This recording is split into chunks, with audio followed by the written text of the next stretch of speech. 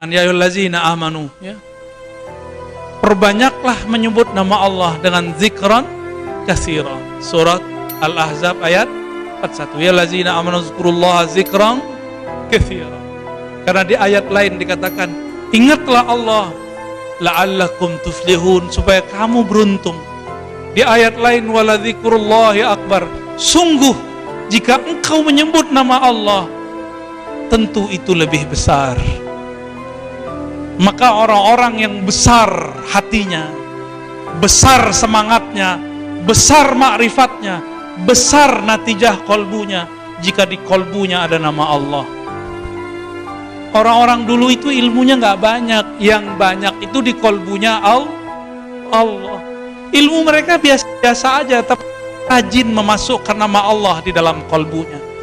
Maka imam-imam terdahulu dengan ilmunya sederhana, dengan kemampuan mereka yang tidak bisa mengambil ilmu dari banyak tempat, mereka kemudian bisa dibaca karya sampai hari ini karena di kolbunya ada nama Allah.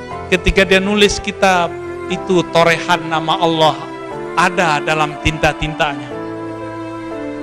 Sekarang di handphone kita ada kitab hadis, di Google ada kitab-kitab tasawuf, di aplikasi ada semua kitab. Yang kurang apa? Nama Allah, ya, nama Allah di kalbu yang kurang. Maka jika ingin engkau besar, besarkanlah namanya. Jika ingin ilmumu besar, maka menumpanglah dalam kebesarannya. Jika ingin berjiwa besar, maka habiskanlah besarmu dalam besarnya. Wala dzikrullahi akbar. Sungguh menyebut nama Allah itu besar. Kalau sudah begitu, la khaufun alaihim, baru jadi wali Allah. Ala inna awliya Allah la khaufun alaihim wa la hum yahzanun. Itulah wali Allah. Jadi untuk menjadi wali Allah, kenali dia, sebut namanya, ingat dia, pasti jadi kekasihnya. Begitu aja mudahnya ya. Jadi modal pertamanya apa? Kenal dulu. Jangan zikir dulu. Kalau zikir dulu, zikirnya jadi berat. Nanti disuruh khalwat sama Syekh Hendra, apa yang terjadi? Ya 70.000, kapan selesainya? Ya puasa Daud, kapan kawinnya? Gitu nanti. Ya, begitulah terus. Tapi kalau kita ajarkan dulu siapa yang kamu sebut tuh, ini loh Allah. Siapa Allah? Jelaskan namanya, jelaskan sifatnya, jelaskan perbuatannya. Cukup 3 itu dulu. Jelaskan rahasia-rahasia ini, maka si hamba akan gemetaran menyebut namanya. Contohnya gini, saya bilang, habis ini bakal datang loh Jenderal Bintang 3. Pasti pada tegang. Orangnya belum datang, zatnya belum datang, tapi kita sebutkan karakter-karakternya. Karakter itu bahasa Arab sifat. Ntar loh habis ini datang Jenderal Bintang 3 sarungan. Pada takjub gak? Jenderal Bintang 3 bawain kitab Pak Kiai. Heran gak? Tambah takjub kita. Ini contoh aja Pak. Itu baru kita contohin makhluk.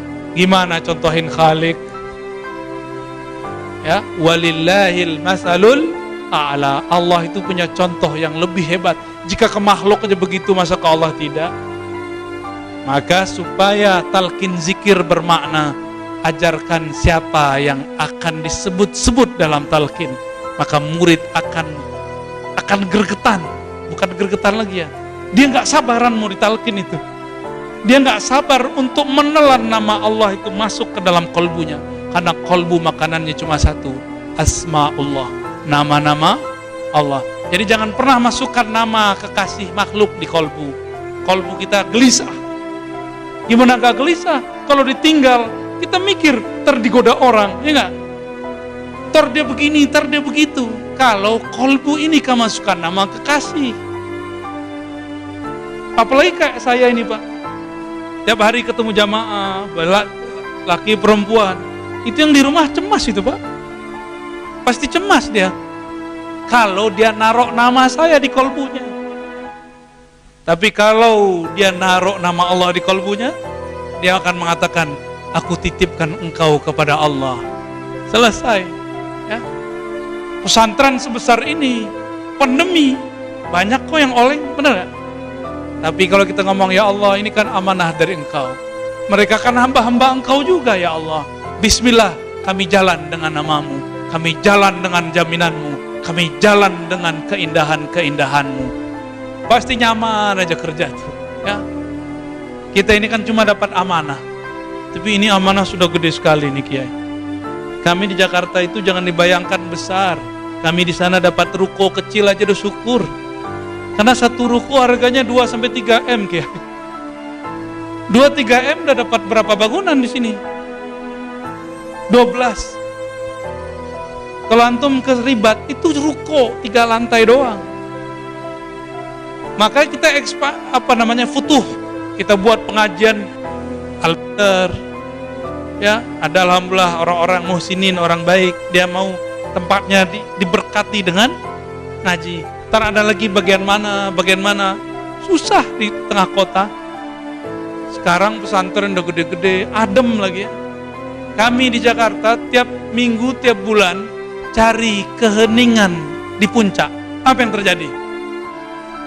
Kita kira kita doang yang begitu, ternyata tetangga sebelah juga sama. Ketika keluar tol, antri 4 jam. Akhirnya mau ngelihat apa? Wisata macet.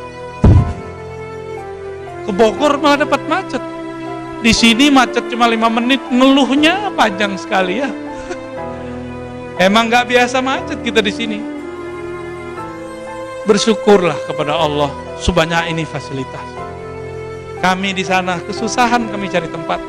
Nyari tanah 2.000 aja susah. Nyari tanah 4.000 apalagi, 10.000 apalagi, susah untuk bikin majelis. Saya lagi nyari yang nggak jauh-jauh dari Jakarta Selatan, Tangerang Selatan atau Parung itu. Susah Pak nyarinya. Yang benar-benar mau ngelepas itu. Kenapa? Hubud dunia. Orang seneng sama tanah. Pada tanah nggak dibawa, mati. Tadi ada yang nanya di Musola Al-Ikhlas, gimana biar mudah pulang? Kita biar kalau ngerantau, saya nih ngerantau, beli kitab banyak. Supaya mudah pulang di mana? Kirim dulu paketnya. Jangan bawa paket saat pulang.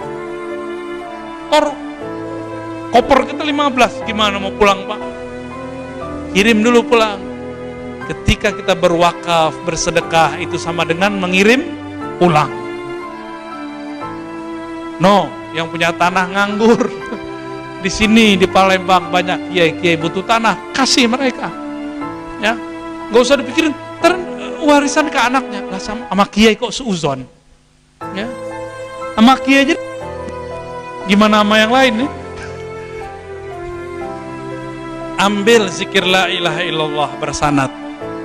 Itu zikir nyambung ke guru sampai ke Rasulullah, sampai ke hadirat Allah. Allah terima la ilaha illallah kita.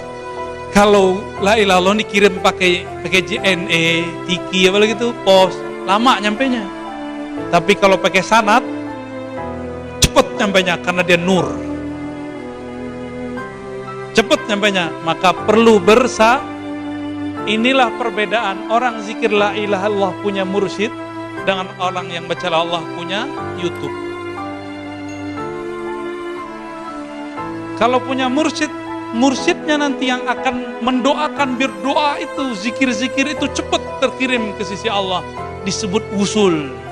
Minimal wusul zikir dulu. Apa wusul zikir pertama?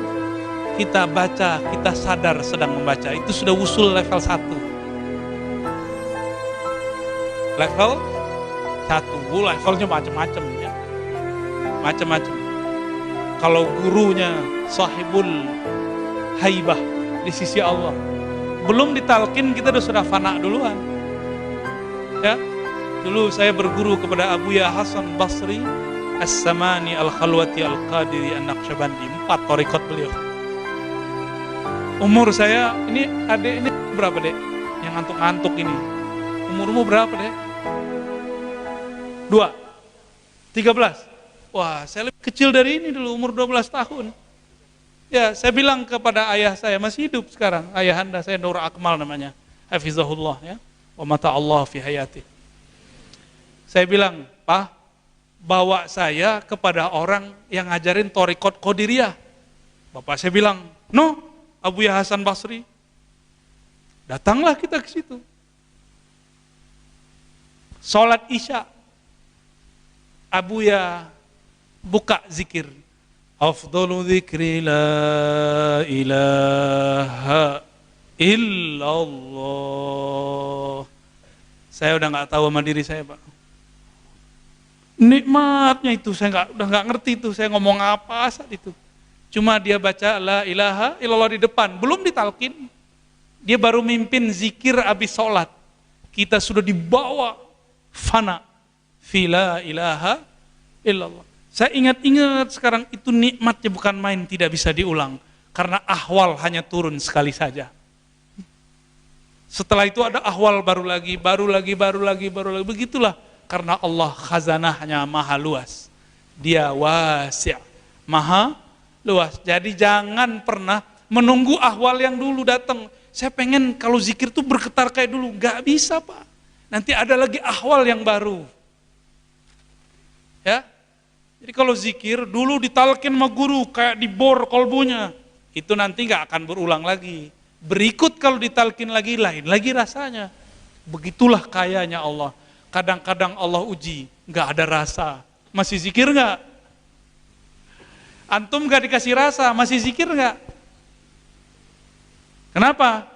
Karena kita bukan hamba rasa, kita hamba Allah Ta'ala. Maka itulah ujian salik, ujian murid. Dia zikir itu karena cari rasa, cari zauk, atau ingin mendekat kepada sumber dari semua rasa itu, yaitu Allah, Sang Maha Pencipta rasa. Ya, jadi jangan jadi hamba rasa, nanti kecewa bertorikot, kecewa khalwat, kecewa puasa Daud. Ini ada Syekh Thariqat Daudiyah nih ya. Para kiai, para mursyid, para ikhwah semua, mohon izin kita tutup dengan baca surah paling mulia. Di dalamnya ada pujian Allah terhadap dirinya. Doa dengan membaca surah ini akan langsung diterima di sisi arasnya.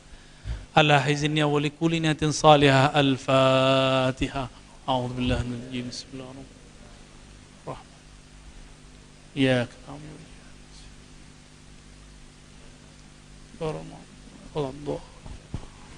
اللهم صل على سيد الوجود سيد الكونين سيدنا أحمد سيدنا محمد وعلى آله والمهدي خليفته وسلم اللهم يا رب محمد صل على أحمد صل على محمد. Ya Allah, sampaikan salam kami kepada baginda Nabi Muhammad sallallahu alaihi wasallam. Allahumma aqbalna waqbal masyayikhana waqbal muridina, waqbalil hadirin wal hadirat. Ya Allah, terima kami, terima guru-guru kami, terima murid-murid kami, terima yang hadir malam ini, baik lelaki ataupun perempuan. Waja'alna minal mufarridin wal mufarridat. Jadikan kami, ya Allah, hamba yang Engkau perjalankan lebih awal. Mereka yang az-zakirin Allah katsiran wadz-zakirat. Mereka yang banyak menyebut namamu, mengingat keindahan-keindahan sifatmu. Allahumma matti'na bidzikri la ilaha illallah. Ya Allah, bantu kami menikmati kalimah la ilaha illallah. Wa afni qulub dzikri Allah, Allah. Dan karamkan, tenggelamkan kalbu kami ini, ya Allah, dalam zikir namamu yang agung. Al-Ismul A'zam, Ismul Jalalah, Allah, Allah. Ya Allah, hiasilah nafas kami dengan zikir Kul Huwallah. Dan anugerahilah ruh kami dengan zikir Musyahadatullah, memandang kepada Engkau, ya Allah. Rabbana atina fid dunya hasanah wa fil akhirati hasanah wa qina adzabannar. Wa sallallahu ala nabiyyina Muhammad walhamdulillahi rabbil alamin. Mohon izin, mohon maaf. Assalamualaikum.